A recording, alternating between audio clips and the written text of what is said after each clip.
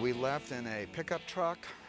We thought we'd be gone for 2-3 days, maybe 3-4 at the most. We had myself, my wife, our 10-year-old Frankie Ford, our dog Stella. We had evacuated one of the boys to Lafayette, Louisiana with his wheelchair. And we took off, we headed to Memphis. It took 14 hours to get to Memphis. And we stayed in Memphis for 9 days when we realized we weren't going to be able to come back for a while. And from there, we sent Frankie up to Jamaica Plain, Massachusetts. Got him in a good school up there. He's in the 5th grade and doing fine, so he's living with Sue's sister. We went from Memphis to Nashville to Asheville to Chapel Hill. We went to Virginia, to Arvonia, Virginia, and we left Stella, our chocolate lab there. She's well cared for.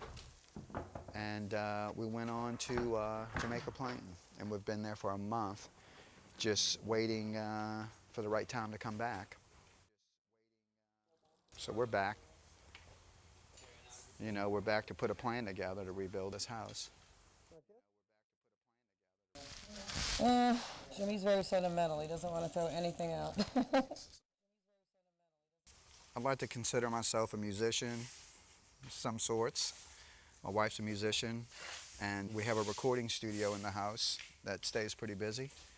And we do property management and light construction work for people, but mainly music, as much as we can. We took all the multi-tracks with us. We took one guitar and the multi-tracks for 2 records that I'm working on, which is Manwich and the Pink Slip record. We're planning on using a lot of friends who want to be involved with rebuilding a house, a lot of musicians that have recorded here and all, and they all have various skills that we're gonna call them in on. I found out this friend of mine called me out. He's got a label called Blue Storm. He bought all their catalog, and they did a new record. They're gonna go on tour, and I was telling him about y'all, and he was looking for like a young rockin' band to open the deal. So I'm gonna try and see how serious he was. He said, yeah.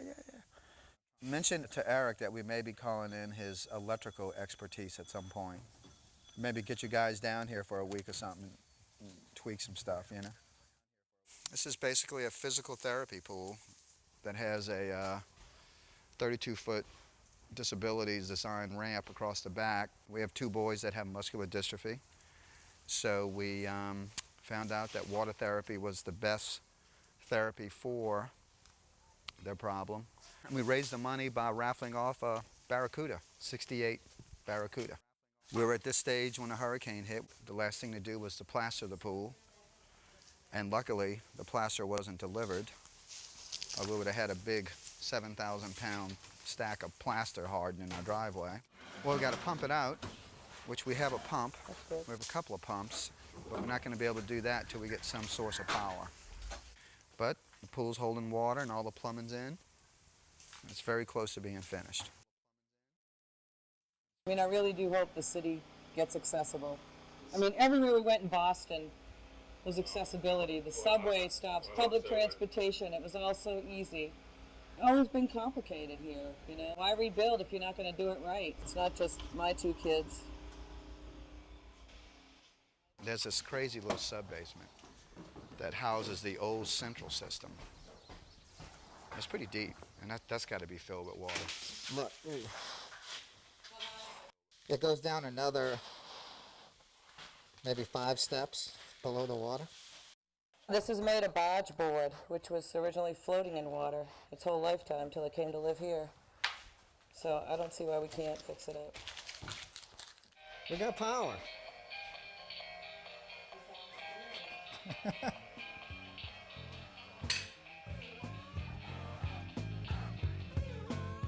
The people that are coming back should be the ones that want to come back and help rebuild, you know, and no complaints, no negative stuff. Just we're going to rebuild the city best way we can.